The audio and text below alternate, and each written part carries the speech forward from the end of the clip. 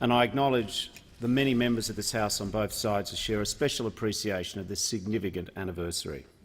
I'd like to acknowledge the presence of His Excellency the Ambassador of Israel. Mr Speaker, in 1949, Prime Minister Ben Chifley said that the new state of Israel would be a force of special value in the world community.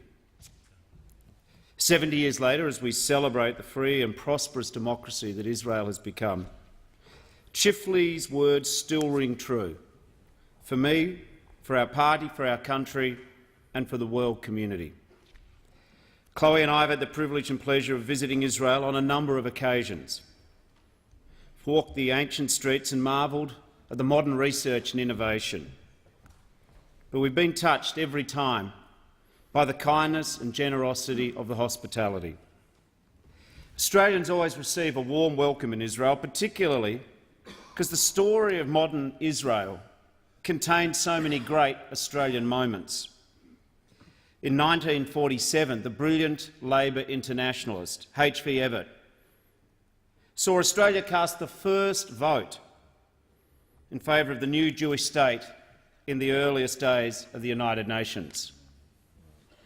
Now, the added significance of this moment was that it represented the first time that Australia voted as an independent nation, our first break from the slavish adherence to British foreign policy. As President of the United Nations, Evatt campaigned tirelessly for Israel's standing and independence, marshalling the conscience of the global community. And fittingly, formal diplomatic recognition and Israel's inclusion in the ranks of the United Nations came in the final week of Evatt's presidency.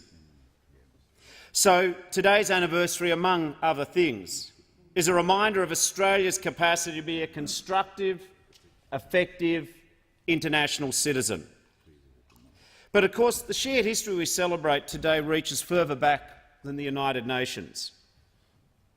I think of October the 31st, 1917, when the 4th Australian Light Horse Brigade broke the lines at Beersheba. A famous victory, a famous cavalry charge. Stockmen, ringers and jackaroos on their own horses from home.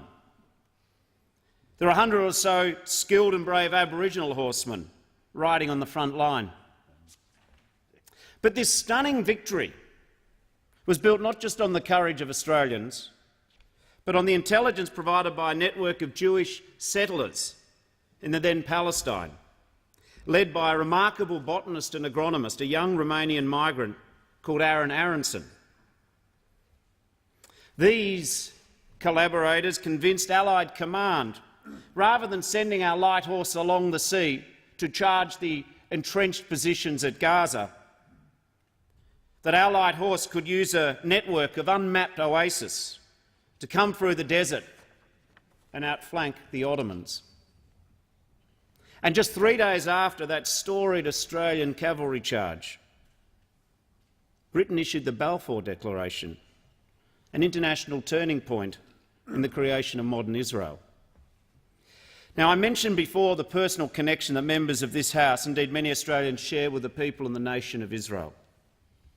In particular, I acknowledge the members of the Jewish diaspora who fled the persecution, tyranny and atrocities of Shoah and built a new life here in Australia. Our nation has been enriched and enlarged beyond calculation by their intellect, their culture, their hard work and generosity, their philanthropy, their faith and love of family. How fortunate is it that in the midst of the evil of Europe, that we had people who survived the very worst of humanity, who came face to face with unimaginable atrocity. Yet what they gave to Australia wasn't a legacy of trauma or fear, but a gift of hope for the future. How fortunate was it the wisdom of the then Australian governments to admit refugees from war-torn areas to help contribute to the Australian story. I know their children and grandchildren hold the memory of their ancestors' courage high, and so do we. Mr Speaker, anniversaries are always an important time for reflection. The hard truth is that 70 years after Israel's recognition, peace and security still elude the region. All of us in this place should support the right of the people of Israel to live safely within secure borders. And as a true friend of Israel, my party supports strongly a two-state solution. And we expect the Palestinian leadership and their supporters throughout the Middle East to recognise Israel's legitimate right to security. At the same time, we recognise the people of Palestine's legitimate aspiration for a state of their own. This will take leadership from both sides to deal with the roadblocks to peace, from settlements to land swaps to the fundamental propositions such as security and borders, difficulties which we in Australia find to imagine, protected as we are by being a nation occupying a continent surrounded by ocean.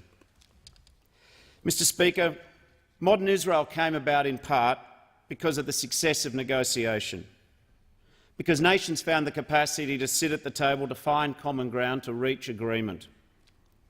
We need to hold on to that hope and that determination and look forward to, in the years and decades ahead, to a just, secure and lasting peace for all the peoples of the Middle East. Yeah.